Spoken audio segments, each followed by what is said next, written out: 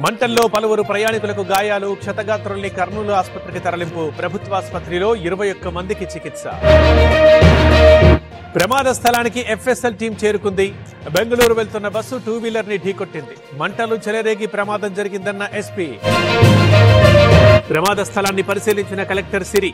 20 మంది ప్రయాణికులు మిస్ అయ్యారు. 11 మృతదేహాలు వెలికితీశామని ప్రకటన. కర్నూలు జిల్లా ప్రమాదంపై చంద్రబాబు దిగ్భ్రాంతి. సీఎస్ అధికారులతో మాట్లాడిన సీఎం సహాయక చర్యల్లో పాల్గొనాలని ఆదేశం. కర్నూలు జిల్లాలో బస్సు ప్రమాదంపై లోకేష్ దిగ్భ్రాంతి. మృతుల కుటుంబాలకు ప్రగాఢ సానుభూతి. క్షతగాత్రులు త్వరగా కోలుకోవాలంటూ ఆకాంక్ష. కర్నూలు బస్సు ప్రమాదంపై రేవంత్ దిగ్భ్రాంతి. ప్రమాదంపై సీఎస్ డీజీపీతో మాట్లాడిన సీఎం తక్షణమే హెల్ప్ లైన్ ఏర్పాటు చేయాలని ఆదేశం. బస్సు మ్యానుఫ్యాక్చరింగ్ లోనే లోపాలు. ప్రయాణికులు క్షేమంగా బయటపడే మార్గం లేదు. మంటల తీవ్రత పెంచేలా బస్సు నిర్మాణం ఉందన్న ఐజీ. ప్రమాద స్థలాన్ని పరిశీలించిన Byreddy Shabari. Bus fuel tank ని బైక్ ఢీకొట్టింది. పండుగ తర్వాత జనం బెంగళూరు వెళ్లిపోతున్నారన్న ఎంపీ. ఘటనా స్థలం దగ్గరే పోస్ట్ మార్టం నిర్వహిస్తాం. ఫోరెన్సిక్ వైద్యుల్ని పిలిచాం. మంత్రి సత్యకుమార్ ట్వీట్. ఇవాళ రెవెన్యూ సంస్కరణలపై ఏపీ కేబినెట్ సబ్ కమిటీ భేటీ. జిల్లాల సరిహద్దులు, పేర్ల మార్పు ప్రతిపాదనలపై చర్చ. 12 గంటలకు హౌసింగ్ కేబినెట్ సమితి భేటీ.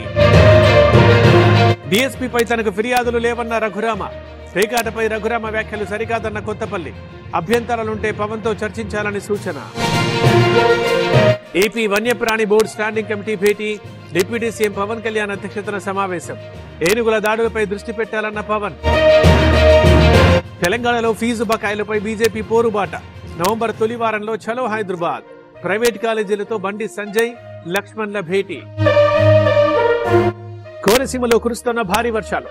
వరద తాకిడికి కోతకు గురైన గోదావరి తీరం. నదిలో కూలిపోతున్న కొబ్బరి చెట్లు. సోమశిల ప్రాజెక్టుకి వరద ప్రవాహం. Inflow 30,000, outflow 43,000 క్యూసెక్కులు. ప్రస్తుత నీటి నిల్వ 69 టీఎంసీలు. ఆగ్నేయ బంగాళాఖాతంలో మరో అల్పపీడన గండం. ఏపీ, తెలంగాణలో విస్తృతంగా వానలు పడే అవకాశం. రాయలసీమలో ఫ్లాష్ ఫ్లడ్ కి అవకాశం. సిద్దిపేట జిల్లాలో ఆకస్మిక వర్షం. హుస్నాబాద్ మార్కెట్లో తడిసిన ధాన్యం. నీటి పాలు కావడంతో రైతుల ఆవేదన. తమిళనాడులో భారీ వర్షాలు. చెన్నై సహా 8 జిల్లాలకు ఆరెంజ్ అలర్ట్. పుదుచ్చేరిలో కుండపోత వాన. నేడు భారత్ బంద్ కి మావోయిస్టుల పిలుపు. భద్రాద్రి ఏజెన్సీలో పోలీసుల హై అలర్ట్. ఛత్తీస్గఢ్ సరిహద్దులో బలగాల కూంబింగ్.